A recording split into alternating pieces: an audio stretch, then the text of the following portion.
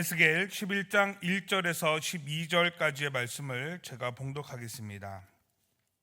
그때에 주의 영이 나를 들어 올려서 여호와의 전 동문 곧 동향한 문에 이르시기로 보니 그 문에 사람이 25명이 있는데 내가 그 중에서 아술의 아들 야사냐와 브나야의 아들 블라랴를 보았으니 그들은 백성의 고관이라.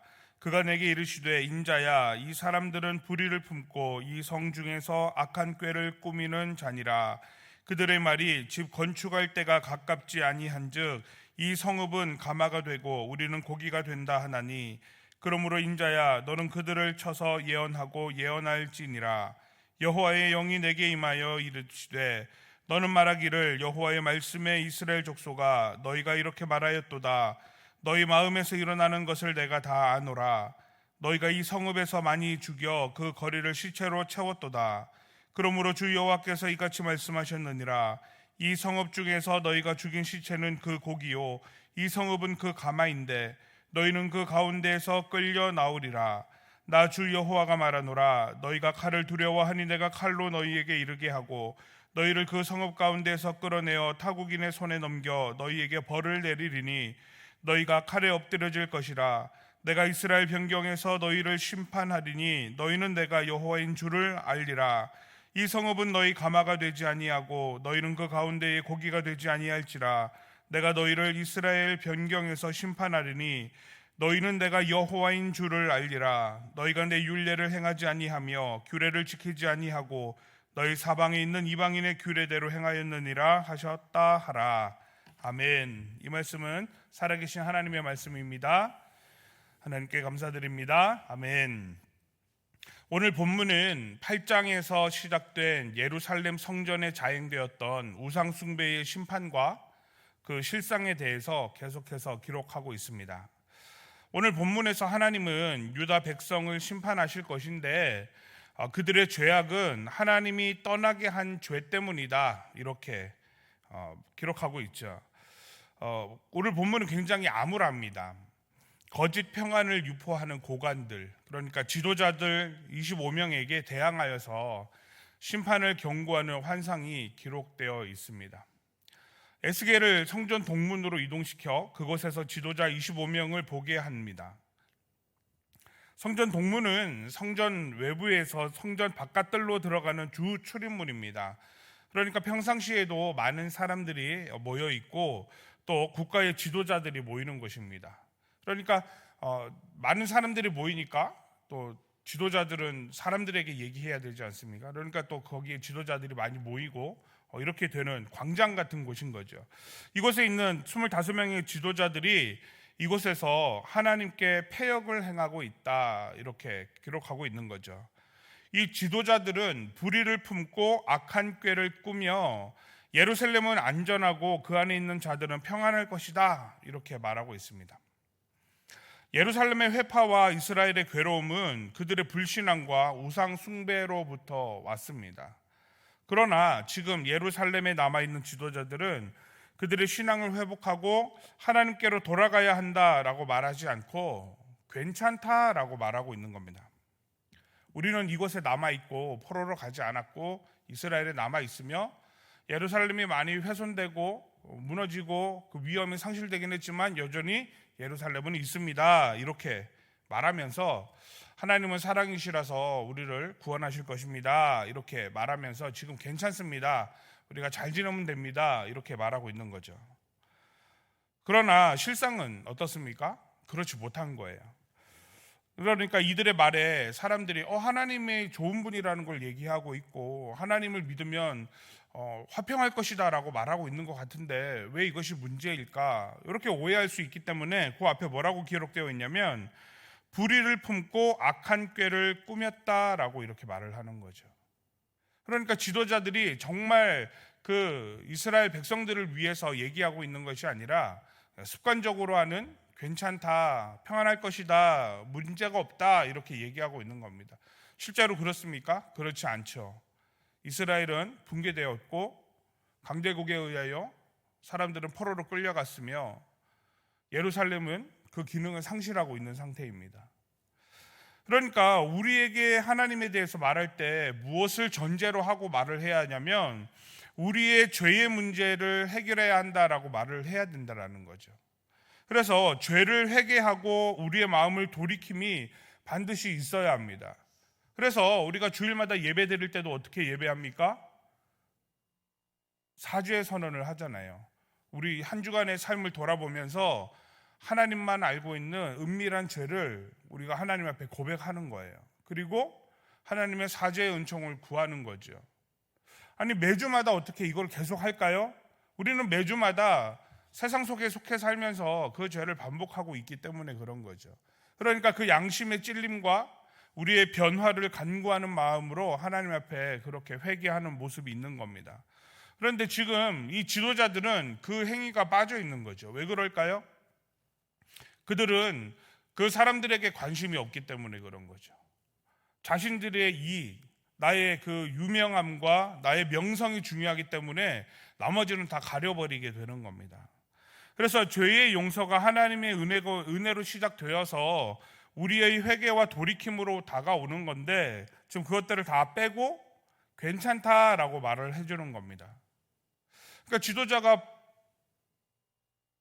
무서운 얘기들만 나누는 것도 문제가 있지 않겠습니까? 큰일 났습니다. 우리가 지금 이럴 때가 아닙니다. 이렇게만 말하는 것도 문제가 있지만 우리의 회개와 돌이킴을 빼고 하나님은 괜찮습니다 라고만 얘기하는 것은 문제가 있는 거죠. 그것을 불의를 품고 악한 꾀를 꾸미는 것이라고 하나님은 지적하고 있는 겁니다. 오늘 우리가 살아가는 삶의 자리에도 여전히 우리는 실수합니다. 또 우리의 연약함이 드러날 때가 있습니다. 잘 하려고 하면 긴장하게 되고 또 실수는 더 많아지기도 하죠. 그러나 여전히 하나님은 사랑이시라서 우리를 붙들어 주시고 계시는 것은 틀림없는 사실입니다. 그렇다고 해서 그 자리를 당연하게 여기고 머물러 있다면 우리는 나아갈 수 없는 거죠. 신앙이라고 하는 것은 내가 그 자리에 머물러 있는 것이 아니라 성장과 성숙을 통해서 우리가 성화되어져 가는 과정 가운데 있는 겁니다. 그러니까 우리의 삶이 죄를 인지하고 나의 실수를 인정하고 미안하다 말하고 사과하고 돌이켜서 회개하여서 하나님께로 돌아감이 반드시 있어야 되는 겁니다. 그것이 없다면 우리는 온전한 신앙생활이라고 할 수가 없는 거예요. 그러니까 오늘 우리가 하나님의 사랑에 거하는 것은 하나님의 사랑 안에서 회개하고 돌이켜 하나님께로 나아가는 것이 하나님의 사랑을 완성하는 방법이다라고 말할 수 있겠습니다. 그러므로 우리를 용납하시고 이해하시며 여전히 사랑으로 품으시는 하나님께 회개하고 마음을 돌이켜 주님께 나아감으로 온전한 그리스도인의 삶을 살아가는 저와 우리 성도님들 되시기를 주님의 이름으로 축복합니다. 그래서 오늘 우리가 기도할 때 죄를 알고 회개하며 하나님께 마음을 돌이키게 하시고 사랑으로 품으시는 하나님과 동행하는 하루가 되게 해주십시오. 그렇게 기도할 수 있기를 바랍니다. 4절 이하에는 하나님의 영이 임하여서 예언하는 에스겔의 예언이 나오고 있습니다. 예루살렘과 자기들만큼은 안전할 것이라고 어리석은 태도를 가진 지도자들에 대해서 대항해야 하고 그들의 말이 틀렸다라고 예언하도록 그렇게 하고 있습니다. 예루살렘이 확실히 멸망하고 성민들은 칼에 엎드려지게 되며 무고한 자들이 살육을 당하게 될 것이라고 말하는 거죠. 굉장히 무섭고 두려운 얘기 아닙니까? 사랑의 하나님께서 이렇게까지 이야기하시는 이유가 무엇입니까? 하나님의 하나님 되심을 나타내기 위해서인 거예요. 하나님을 무시하고 하나님 앞에서 우상을 숭배하며 가증한 일을 벌이면서도 하나님을 우상과 같이 대하던 자들에게 하나님이 어떤 분이시고 하나님은 무엇인지를 우리에게 알게 하시는 그 행위인 거죠. 우리가 하나님을 예배하는 습관과 방법을 잘 알고 있습니다. 어떻게 알고 있습니까? 어떻게 하면 하나님을 알고 우리 눈에 보이지 않고 들리지 않는 그 하나님을 우리가 만날 수 있을까? 많은 사람들이 고민하고 또 방법을 구했기 때문에 그러면 하나님을 예배하는 방법을 우리가 성경을 통해서 잘 찾아보자 이렇게 해서 구약 성경에 나오는 그 성막에서 하나님이 만나셨던 그 사건들을 잘 다듬어서 우리가 이해할 수 있도록 만들어서 현재 예외의 폼으로 만들었습니다. 그래서 우리가 예배 드릴 때 조금씩 다를 수는 있지만 큰 틀에서 보면 구약 성경에서 보였던 성막에서의 예배나 지금 이 시대의 교회에서 드리는 예배가 크게 다르지는 않습니다. 그런 모양으로 이렇게 잘 준비가 된 거죠.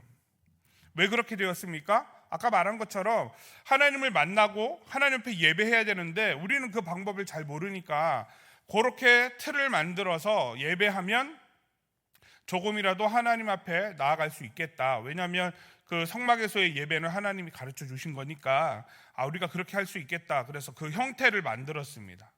그리고 그 모양으로 우리가 하나님을 예배합니다. 그러면 어떻게 돼야 됩니까? 그 마음을 가지고 예배를 해야 됩니다. 그런데 우리가 그 예배하는 습관, 하나님을 만나는 방법을 알고 나니까 거기에서 뭐가 빠지는 거예요? 하나님이 빠지는 거예요. 난 이제 그 방법대로만 하면 돼. 교회에서 신실한 믿음을 가진 사람은 어떤 사람입니까? 예배에 잘 참석하고 기도회에 성실하게 참석하고 그런 사람입니다. 그러니까 하나님은 쏙 빠지고 기도회만 열심히 나오고 교회 예배만 열심히 나오면 하나님 잘 믿는 사람, 이제 이렇게 착각하게 되는 거죠. 그러니까 나는 그걸 잘하는 사람이니까 나를 함부로 하면 안 돼. 내가 이 교회에서 중요한 사람이야. 이렇게 생각하게 되는 거예요. 기도할 때 힘들고 어려운 상황이 생기면 어떻게 하라 그래요? 기도하라 그랬어요. 그러니까 기도하는 이유와 기도의 대상과 이런 거는 다 빼먹고 내 간구함과 나의 열심으로만 하나님을 구하게 되는 거예요. 그러면 되는 걸로 착각하는 거예요. 이 모습이 바로 지금 이 지도자들이 보여주고 있는 모습이라는 거예요. 하나님을 예배하는 습관과 방법을 잘 알고 있지만 그들은 마음에서 하나님과 멀어지고 자신들의 안위를 살피게 되는 거죠. 그러니까 예배를 드리는 이유는 뭡니까? 하나님 때문인 거예요. 그런데 예배를 드리는 가장 중요한 건 뭐예요? 내가 편안해야 예배가 된다라는 거죠.